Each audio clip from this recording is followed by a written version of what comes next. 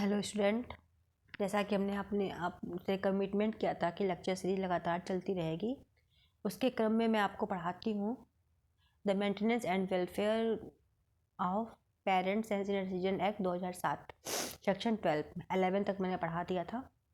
12 में कहा गया है option regarding maintenance in certain cases.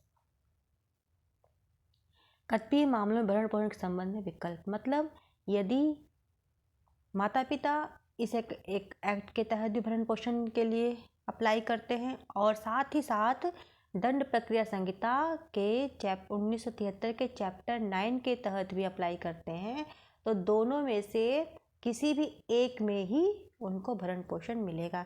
ये बात आप लोग जान जाइए। जैसे कि आजकल जो ट्रेंड चला है भरण पोषण का, इनकी बात मैंने कंसिडर की, तो उसमें ये होता है कि लोग घरेलू हिंसा भी करते हैं, मेंटेनेंस भी करते हैं, इसका परचेस भी करते हैं, सब करते हैं, लेकिन मेंटेनेंस आपको एक ही जगह से मिल सकती है, पर हर जगह से नहीं। 13 कहता है deposit of maintenance amount, deposit करने के लिए कहता है मेंटेनेंस अमाउंट को। क्या कहता है 30 डेज में ट्रिब्यूनल में डिपॉजिट किया जाएगा उस रकम को 30 दिन के अंदर। उसके बाद सेक्शन 14 कहता है award of interest where claim is allowed. जहाँ पे क्लेम अलाउड हो जाता है वहाँ पे जो इंटरेस्ट है वो कितना होगा, 5% से कम नहीं होगा और 18% से अधिक नहीं होगा। कम से कम 5% इंटरेस्ट मिलेगा और अधिकतम 18% मिलेगा। पर जहाँ दंड प्रक्रिया संहिता अध्याय 9 के अधीन भरण पोषण के लिए कोई आवेदन इस अधिनियम के प्रारंभ पर किसी न्यायालय के समक्ष लंबित है, वहाँ न्यायालय माता पिता के अनुरोध पर ऐसे आदेश को वापस लेने के लिए अनुज्ञात करेगा। ऐसे माता पिता अधिकरण के समक्ष भरण पोषण के लिए आवेदन फाइल करेंगे।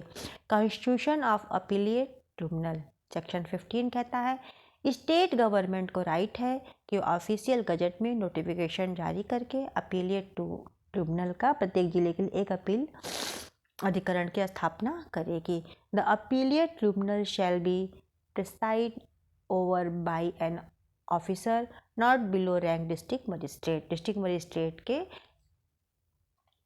जो उसकी पद अध्यक्ष की जो पद रहेगा वो जिला अधिकारी के समकक्ष रहेगा, न कि उसके नीचे। 16 में अपील की बात की गई है। एनी सिटीजन और पेरेंट अपील कर सकते हैं 60 दिन के भीतर, वे अपील कर सकते हैं। लेकिन यदि 60 दिन के भीतर वो अपील नहीं कर सकते हैं तो रेयर केस में 60 दिन के पश्चात भी ट्रिब्यूनल उनकी अपील को ग्रहण करेगी। ये आपका रहा सेक्शन 16 अपील की बात करती है और वही प्रावधान लागू होंगे जैसे प्रत्यार्थी को सूचना तामील करना, आदेश के विरुद्ध अपील की अभिलेख मांगना, जो अपील में चलते हैं वो सारी कार्रवाइयाँ इसमें भी लागू होंगी। और एक बात है कि अपील अधिकरण अपना आदेश अपील प्राप्ति के 1 मास के भीतर सुनाने का प्रयास करेगा और दोनों पक्षकारों को प्रति निःशुल्क दी जाएगी। सेक्शन 17 कहता है राइट ऑफ लीगल रिप्रेजेंटेशन।